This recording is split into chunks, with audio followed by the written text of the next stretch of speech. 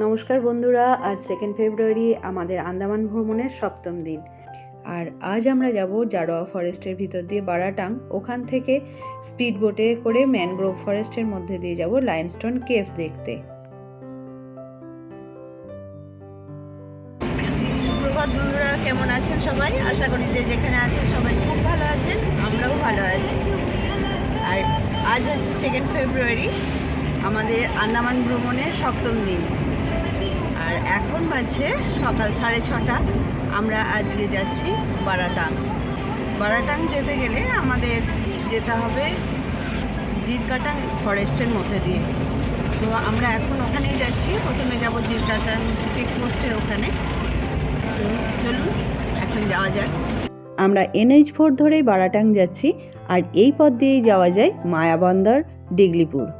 আর আমাদের এখান থেকে জিরকাটাং ফরেস্টের যে চেকপোস্ট, সেটা হচ্ছে 42 কিলোমিটার মতো রাস্তা, আর পৌঁছাতে মোটামুটি 1.5 ঘন্টা মতো সময় লাগবে।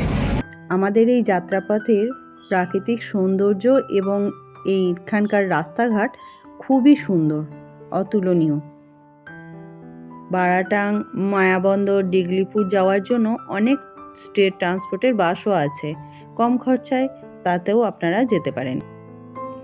আমরা যে জিরকাটাং ফরেস্টটার ভিতর দিয়ে যাব, সেটি সম্পূর্ণ অঞ্চলটি জারোয়া রিজার্ভ ফরেস্টের অন্তর্গত। আর এই জায়গাটায় হলো জারোয়া জনজাতি গোষ্ঠীর বাসভূমি। তো দেখা যাক আজকে জারোয়া আমরা দেখতে পাবো কিনা জানি না, দেখা যাক, ভাগ্য ভালো থাকলে দেখতেও পারি। তো কী কী দেখছি না দেখছি সেগুলোও দেখাবো। আর এখন থেকেই বেশ জঙ্গল মতনই শুরু হয়ে গেছে, তবে মাঝে মাঝে কিছু কিছু জায়গাতে আবার বাড়িঘর আছে, বাজার আছে। তো চলুন দেখা যাক। জঙ্গলের মধ্যে দিয়ে যেতে যেতেই দেখছি পুরো জঙ্গলটা কুয়াশায় ভরে গেছে, আর এইদিকে গাড়ির সংখ্যাও খুবই কম। একটা মায়াবী পরিবেশের মধ্যে দিয়ে যেন আমরা যাচ্ছি। সত্যি একটা দারুণ অভিজ্ঞতা, খুব ভালো লাগছে। যখন দার্জিলিংয়ে গেছিলাম তখন পাইন গাছের জঙ্গলের ভিতরেও কিন্তু এরকম কুয়াশাচ্ছন্ন ছিল। সেই ঘটনা, সেই দিনকার কথা খুব মনে পড়ে যাচ্ছে। কথা বলতে বলতে এখন আমরা পৌঁছে গেলাম জিরকাটাং চেকপোস্টে। এখন ঘড়িতে বাজছে 7:30, আর আমরা এখন জিরকিটাং চেকপোস্টে চলে এসেছি, পৌঁছে গেছি। এখানে আমাদের গাড়ি কনভয়ের লাইনে দাঁড়িয়ে রয়েছে। এই চেকপোস্ট থেকে যে আধার কার্ড দেখিয়ে একটা পাস বানাতে হয়। ড্রাইভার আমাদের আধার কার্ডগুলো নিয়ে নেমে গেছে, ওই করে নেবে সব কিছু। আর এই রিজার্ভ ফরেস্টের মধ্য দিয়ে সব সময় কিন্তু যাওয়া যায় না বা আসাও যায় না। এর জন্য নির্দিষ্ট সময়ে গাড়ির কনভয় ছাড়া হয়। যেমন যাওয়ার জন্য সকাল 6টা, 9টা, বেলা 12টা এবং দুপুর 2:30টায়। আর ওই দিক থেকে সকাল 6:30, 9:30, 12:30 আর 3টের সময় ছাড়া হয় কনভয়। গাড়ির কনভয় করেই এইদিকে আসা বা যাওয়া হয়। সিঙ্গেল যাওয়া যাবে না বা বাইক নিয়েও যাওয়া যায় না। আর 3টের পর কিন্তু আর আসা যাবে না এই জঙ্গল দিয়ে। আমরা এই সময় এসেছি, অনেকেই কিন্তু সকাল 6টার কনভয়টাই ধরে। তো সেক্ষেত্রে হোটেল থেকে বেরোতে হবে কিন্তু 3টে, 3:30টের সময় বা এরকম, মানে রাত্রি থাকতে। আর আমরা এই 9টার কনভয়টা, এটাই 9টার টাইমটাই চুজ করেছি, কেননা অত রাত্রিরে বাড়াতে ইচ্ছা করলো না, সকাল সকালই বেরোলাম। আর আমরা তো 6:30টায় বেরিয়েছি। এখানে রাস্তা খুবই ভালো, 7:30টার মধ্যে পৌঁছে দিয়েছি। হ্যাঁ আছে। এখনও আমাদের হাতে প্রায় 1.5 ঘন্টা সময় আছে। 7:30, এত ভালো রাস্তা যে মানে 1 ঘন্টার মধ্যেই পৌঁছে গেছি। আর আমরা এখানে নেমে এখন ব্রেকফাস্ট করে নেব। এখন আমাদের গাড়িও লাইনেই দাঁড়িয়ে রয়েছে। নিয়েছে ইডলি, চা, আর রনি নিয়েছে পরোটা, সবজি, চা। আমিও চা নিয়েছি, আর নিয়েছি লুচি। আমরা 3 জনে 3 রকম খাবার নিয়েছি। এখন বাজছে 8:10 মতো, আর এখনও আমাদেরকে ড্রাইভার বললো যে 8:45টার মধ্যে গাড়ির কাছে চলে যেতে। আর আমাদের ব্রেকফাস্টও হয়ে গেছে। ব্রেকফাস্টে তো পুরি সবজি মানে লুচি তরকারি, পরোটা তরকারি আর ইডলি ছিল, ইডলি সাম্বার ছিল। মোটামুটি সবজি আর চাটনিটা একই দিচ্ছে, আর তার মধ্যে যে যা খাচ্ছে, লুচি নিলে লুচি আর পরোটা নিলে পরোটা, আর সবই 60 টাকা করে প্লেট। মানে লুচি নিলে 4টে লুচি, তরকারি, পরোটাও 4টে। মানে আমরা 3জন 3 রকম খেয়েছি। আমার হাজব্যান্ড খেয়েছে ইডলিও 4টে, সবই একই রেট 60 টাকা করে যাই খাওয়া হবে। আর আমরা চাও খেয়ে নিলাম এখানে। আর একবার এখানে ওয়াশরুম আছে, যার যা কাজ করার আছে এখানে করে যাওয়াই ভালো, কেননা মাঝখানে যে যতটা সময় গাড়ি যাবে কিন্তু একবারও থামবে না, গাড়ির কাজ পর্যন্তও নামানো যাবে না। আর কনভয়ের সাথেই যেতে হবে, গাড়ি কোনোভাবেই থামানো চলবে না। আর এখান থেকে আর একটাও জিনিস, যেটা জলের বোতল কিন্তু নিয়ে যেতে হবে বেশ পর্যাপ্ত পরিমাণে, কেননা মাঝখানে কোথাও জল পাওয়া যাবে না, এটাই বলে দিল ড্রাইভারও। আর একটাও কথা যেটা বললো ড্রাইভার, যে ফটোগ্রাফি বা ভিডিওগ্রাফি একদমই অ্যালাউ না জঙ্গলের মধ্যে।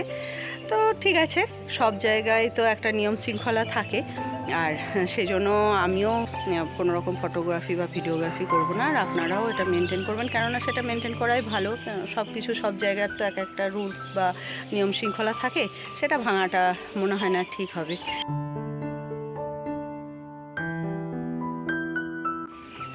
এখানে একটা মন্দিরও আছে, বেশ সুন্দর মন্দির রয়েছে, অনেকে পুজোও দিচ্ছে, আমরা পুজো দিচ্ছি না। আর এই জিরকাটাং চেকপোস্ট থেকে মিডল স্টেট জেটি পর্যন্ত পৌঁছাতে আমাদের সময় লাগবে মোটামুটি 2 ঘন্টা এরকমই বলছে। আর এখান থেকে দূরত্ব হচ্ছে 47 কিলোমিটার মতো। তো আস্তে আস্তে যেতে হবে কনভয়ের সাথে, সেহেতু সময় লাগবে। আমরা এখানে ওয়াশরুমটা দেখে আসলাম। ওয়াশরুম যথেষ্ট পরিষ্কার, আর 5 টাকা আর 10 টাকা 2 রকম রেট আছে। এবং যত লেডিস ওয়াশরুম আছে, জেন্টস ওয়াশরুম আছে, বেশ ভালোই ব্যবস্থা। আর যেহেতু এতটা সময় যাওয়া হবে এখান থেকে মিডল স্ট্রিট যে জেটি যেখানে যাব, সেটা যেতে প্রায় 2 ঘন্টা সময় লাগবে। যেহেতু কনভয়ের সাথে আমরা যাব, সেহেতু 2 ঘন্টা মতো সময় লাগবে। আর এই 2 ঘন্টা যেহেতু গাড়ি কোথাও দাঁড়াবে না, সেই জন্য আমাদের এখানে নিজেদের প্রয়োজনীয় কাজকর্মগুলো সেরে যাওয়াই ভালো।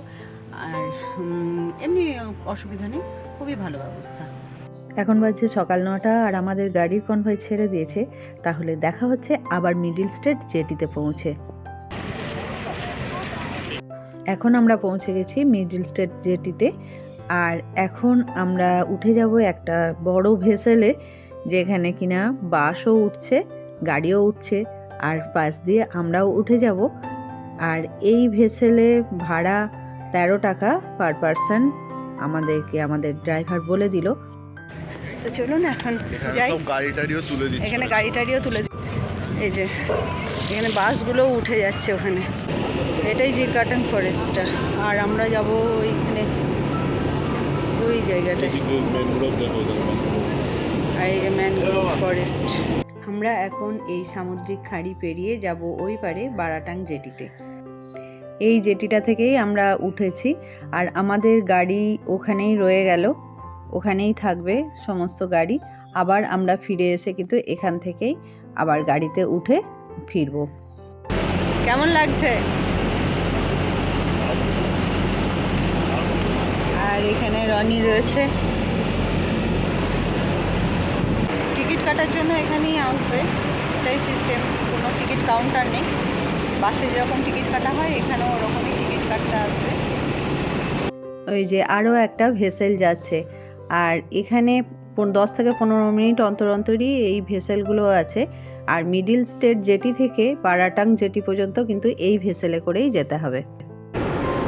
এই যে জিরকাটাং ফরেস্টটা এলাম, সেখানে আমরা কি দেখলাম না দেখলাম, জারোয়া দেখতে পেলাম কিনা সেই গল্প বলবো লাইমস্টোন কেভ যাওয়ার পথে, সেই সময় সেই গল্প বলবো। তো এখন ওই পারে চলে যাই, তারপর ওখান থেকে আবার 10 জনের একটা বোটে যাবে। আমরা তো 3 জন রয়েছি, আমাদের ড্রাইভার বলে দিল যে আমরা আরও 7 জন আছে, 10 জন মিলে ওই একটা বোটে যাওয়া হবে, আবার সেই বোটেই ফিরে আসতে হবে। এখন এই যে স্পিড বোটগুলো করে লাইমস্টোন কেভ দেখে সবাই ফিরছে। এখন আমাদের ভেসেলে চলে এসছে বারাটাং জেটিতে। দুর্জয়ও আমাদের সাথে এসছে, কেননা ও এখানে টিকিট কাটবে আর বোটের টিকিট এখান থেকেই কাটতে হবে। আমরা এখন বড়াটাং জেটিতে নেমে গেছি আর আমাদের ড্রাইভার গেছে টিকিট কাটতে। এখান থেকে আমরা যাব, পার পারসন 900 টাকা করে লাগে আর এখান থেকেই টিকিটটা করে নিয়ে যেতে হবে। 10 জনের করে যে বোটগুলো আছে ওই বোটে করেই আমরা যাব। তো গেছে, এখানে ওয়াশরুমও আছে, ব্যবহার করা যেতে পারে। এখানেও আধার কার্ড দেখিয়ে নাম এন্ট্রি করে তবে টিকিট কাটতে হবে। আজ রোদ বেশ কড়া আর এখানে জলের উপরে খুব সুন্দর সিটিং অ্যারেঞ্জমেন্ট করা আছে। আমরাও চলে এলাম এখানে বসে প্রাকৃতিক সৌন্দর্য উপভোগ করার জন্য। টিকিট কাটা হয়ে গেলে তারপর আমরা যাব জেটির কাছে। আর এই যে জেটিগুলো, এগুলো কিন্তু ভাসমান জেটি, আর এই জন্যই জেটিগুলো ভীষণ দুলতে থাকে। আর এই জায়গা থেকেই আমরা বোটে উঠব। এখন লাইফ জ্যাকেট পরে নিয়েছি, এবার যাচ্ছি আস্তে আস্তে বোটের দিকে সবাই।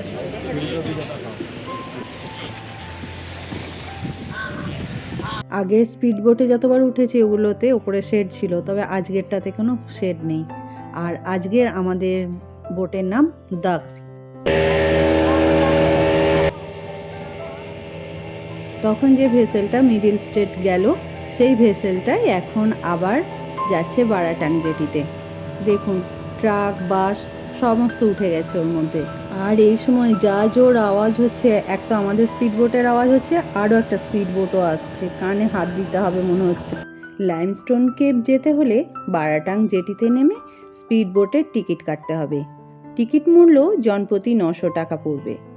আর এই বোটেই একজন গাইড থাকবেন, যিনি সবাইকে লাইমস্টোন কেভ পর্যন্ত নিয়ে যাবেন এবং জেটি থেকে নেমে যে পথ ধরে যেতে হবে আর কেভের ভিতরের সব কিছু ভালো করে বুঝিয়ে দেবেন। আমরা এখন সামুদ্রিক খাঁড়ির মধ্যে দিয়েই যাচ্ছি, আর এই খাঁড়ির দুটো দিকেই রয়েছে কিন্তু ম্যানগ্রোভ ফরেস্ট। এইটা বারাটাংয়ের দিকটা, আর এর অপোজিট সাইডটা হচ্ছে আমরা যে জিরকাটাং ফরেস্টে পার হয়ে আসলাম, জিরকাটাং ফরেস্টের মধ্যে দিয়ে আসলাম, সেই জিরকাটাং ফরেস্টটা। আর এই যে এখানে লেখা রয়েছে ওয়েলকাম টু লাইমস্টোন কেভ। আমরা এখন এই সামুদ্রিক খাঁড়ি পেরিয়ে ঢুকছি ম্যানগ্রোভ ফরেস্টের ভিতর। আর আমরা এখন চলেছি ছোট একটি খাঁড়ির মধ্যে দিয়ে, যেখানে দুই ধারে রয়েছে ম্যানগ্রোভ ফরেস্ট। আর এটাও একটা দারুণ রোমহর্ষক অভিজ্ঞতা আমার জন্য। আমরা প্রায় পৌঁছে গেছি লাইমস্টোন কেভের ট্রেকিং পয়েন্টের কাছাকাছি। আর আমাদের গাইড হাত বাইরে রাখতে না করলেন, কেননা এখানে রয়েছে প্রচুর কুমির। वाटर बोतल लेके जा सकते हैं, सिर्फ खाने का सामान आप बोट पर रखिएगा। और तभी सुन लीजिएगा सर, बोट से उतरने के बाद में आपको 1.5 किलोमीटर चल के जाना है। Okay. Up and down 3 kilometre होगा, 1 घंटा टाइमिंग रहेगा, ठीक है। मैं आपके साथ में चलूँगा। ओके। अगर किसी को भी चलने में प्रॉब्लम है तो उनके लिए वेटिंग कट रहेगा वहाँ पे रुक सकते हैं। এখন আমরা সবাই লাইফ জ্যাকেট খুলে ফেলেছি। দেখেছি আমি, দেখে ভালো একটা খুবই বসে আছে। ভিউ কোথায় দেখলো না? না না না, আপনি ঠিকই স্পট করেছেন। আমরা এখন পৌঁছে গেছি লাইমস্টোন কেভ যাওয়ার যে স্টার্টিং পয়েন্ট সেখানে। আর জল ছাড়া কোনো কিছু খাবারের জিনিস নিয়ে নামা যাবে না।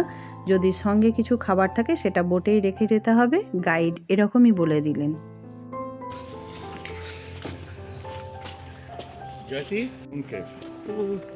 আমরা এখন এখানে নেমে গেছি, যেখানে লাইমস্টোন যাওয়ার যে জেটিতে, ওখানে নেমে এখন গাইড আমাদের নিয়ে যাবে সবাইকে। আমরা 10 জনের যে গ্রুপ আছি একসাথেই যাব। আর এগুলো আমরা দেখতে যাচ্ছি, একটু জঙ্গলের মধ্যে দিয়েই যাচ্ছি আমরা। হ্যাঁ, 1.2 কিলোমিটার, আর আধ ঘন্টা মতো লাগবে। আর আমাদের এই রাস্তাতেই, জঙ্গলের রাস্তাতেই, এখানে যে সমস্ত পাখি বা পেঁচা দেখতে পাওয়া যায় তাদের সম্বন্ধে লেখা রয়েছে। এই গাছটার নাম হচ্ছে সিলাইপাত্তি গাছ, আর এই গাছের পাতা দিয়েই এখানে ঘর ছাওয়া হয়। আর যেতে যেতেই আপনাদেরকেও বলি আমরা জিরকাটাং ফরেস্টে কি দেখলাম বা আমাদের কি অভিজ্ঞতা হলো। ঠিক সকাল 9টায় আমাদের গাড়ির কনভয় ছেড়ে দেওয়া হয়। মনের মধ্যে তো দারুণ উত্তেজনা, জারোয়া দেখতে পাবো কি পাবো না। তো কিছুক্ষণ চলার পর আমাদের ড্রাইভার বলল সামনেই একটি ব্রিজ আছে, বেশিরভাগ সময় নাকি ওখানেই দেখা যায় জারোয়াদের। তখন তো উত্তেজনা বেশ বেড়ে গেল, কিন্তু ওখানে পৌঁছে আমরা জারোয়াদের দেখা পেলাম না।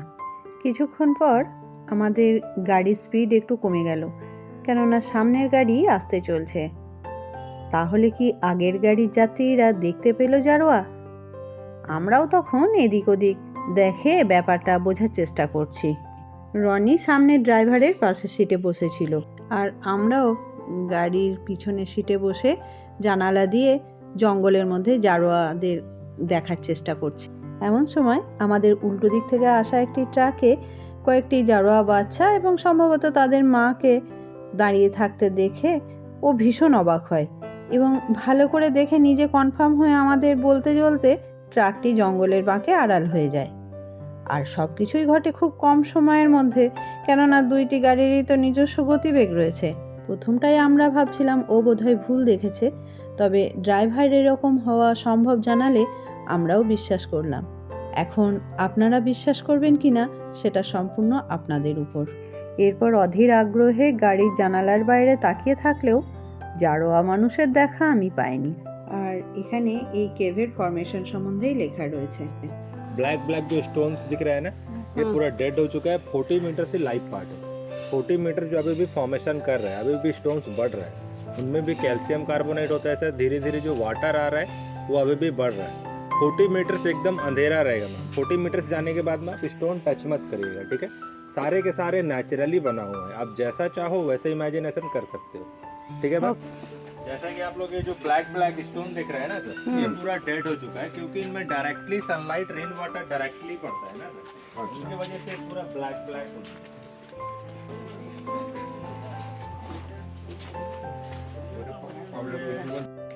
এই জায়গাটা দেখে মনে হচ্ছে এটাই বোধহয় কেভের মুখ, কিন্তু তা না, এখনো বেশ কিছুটা আমাদের ভিতরে যেতে হবে।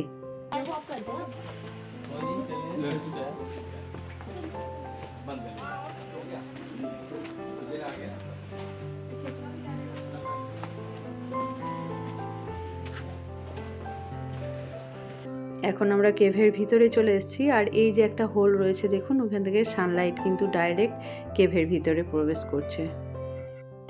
जैसा कि आप साइड में देख सकते हो मैम, जो स्पाइनल कोड होता है ना मैम, जो बैकबोन के शेप में लग रहा है, वो सारे जो नेचुरली बना हुआ है, जो अभी भी फॉर्मेशन कर रहा है।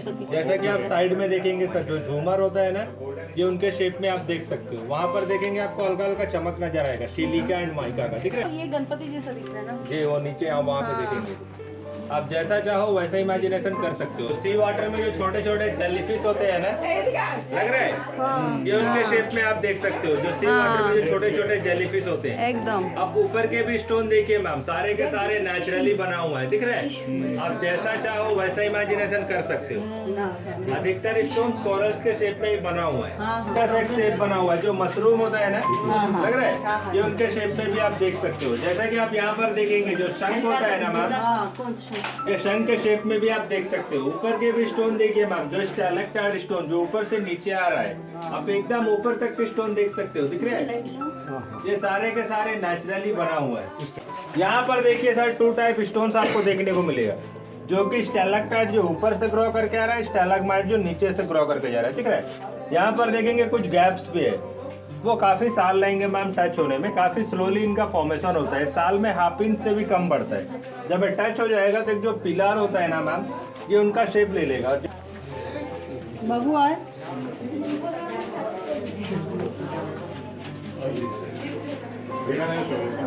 यहाँ पर देख लीजिएगा मैम, बोर्ड लगा हुआ है सिंक होल। ऊपर में जो 2 होल्स दिख रहा है ना, इस केव के अंदर में सिर्फ 2 होल्स है मैम, वो भी नेचुरली होल्स है, कोई बनाया गया होल्स नहीं है, ठीक है। वहाँ से ही ऑक्सीजन आता है इस केव के अंदर पे, और जहाँ जहाँ पर directly sunlight rain water directly पड़ता है ना सर, वहाँ पर देखिए स्टोन एकदम ब्लैक ब्लैक हो रहा है, दिख रहा है।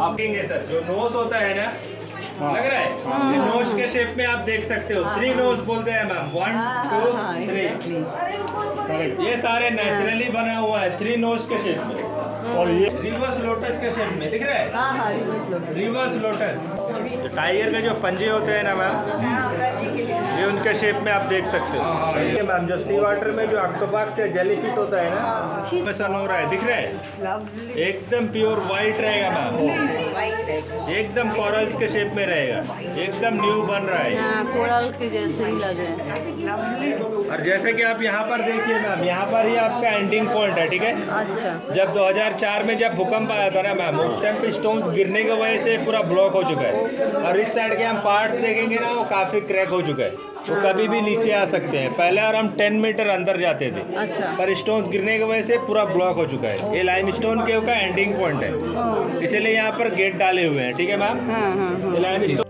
আমাদের তো লাইমস্টোন কেভ খুব ভালো লেগেছে আপনাদের কেমন লাগলো কমেন্ট করে জানাবেন অবশ্যই আমরা তো লাইমস্টোন কেভ থেকে এখন বেরিয়ে চলেই এলাম আর এখন ফেরার পালা ফিরে যাব বেশিক্ষণ সময় না আধ ঘন্টা বড়জোর তো আমরা জিরকাটাং যে ফরেস্টটার মধ্যে দিয়ে এলাম আমরা জারোয়া দেখতে পাইনি তবে ছেলে দেখেছে ও দেখেছে মানে ও ট্রাকের সাইডে ওরা দাঁড়িয়ে ছিল বাচ্চা মা হ্যাঁ ট্রাকটার ভিতরে উঠে এরকম সাইডে দাঁড়িয়ে ছিল তো সেটাও দেখেছে কিন্তু আমরা দেখতে পাইনি ও তো একটা হরিণও দেখেছে আমি শুধু দেখেছি একটা বন মুরগি আর কিছু দেখতে পাইনি আর ও মোটামুটি দেখেছে ওর সামনে ফ্রন্টেই ছিল তো যাই হোক এখন আবার ফেরার সময়ও দেখা পেতে পারি তো সেটা এখন ভাগ্যের ব্যাপার আসার সময় তো দেখতে পাইনি যাওয়ার সময় দেখবো যদি দেখতে পাই তো চলুন আজকে আমাদের যাত্রা এখানেই এই পর্যন্তই আবার দেখা হবে নেক্সট ভিডিওতে ততক্ষণ সবাই ভালো থাকবেন সুস্থ থাকবেন সাবধানে থাকবেন আর যদি আমার ভিডিও ভালো লাগে তাহলে একটা লাইক করবেন পারলে অন্যদের সাথে শেয়ার করবেন আর দেখা হচ্ছে আবার একটা নতুন ভিডিওতে আর কাল আমাদের ফেরার পালা কাল আমাদের ফ্লাইট তো দেখা হবে আবার আর যদি ফেরার পথে দেখতে পাই তো পরের ভিডিওতে বলে দেবো আপনাদের যে সত্যি দেখতে পেলাম কি না এই যে এখানে বসার জায়গা রয়েছে কেভের ভিতরে প্রচণ্ড গরম আমরা সবাই খুব ঘেমেও গেছি আর এখানে এসে একটু লেবুর শরবত খেলাম এখন সবাই আমরা এখানে চলে এসেছি আর আমাদের বোটও চলে এসছে এখন সবাই বোটে করে ফিরবো এখন ফেরার পালা এখান দিয়ে যখন গেছিলাম লাইমস্টোন কেভ দেখতে তখন তো ভালো লেগেইছে আর এখন ফিরে যাচ্ছি এখনও কিন্তু দারুণ লাগছে আর এই ম্যানগ্রোভ ফরেস্টের মধ্যে দিয়ে বোটে করে যাওয়ার যে অভিজ্ঞতা এটা আমার প্রথম এর আগে আমি কখনোই যাইনি তার জন্য তো আরও একটু বেশিই ভালো লাগছে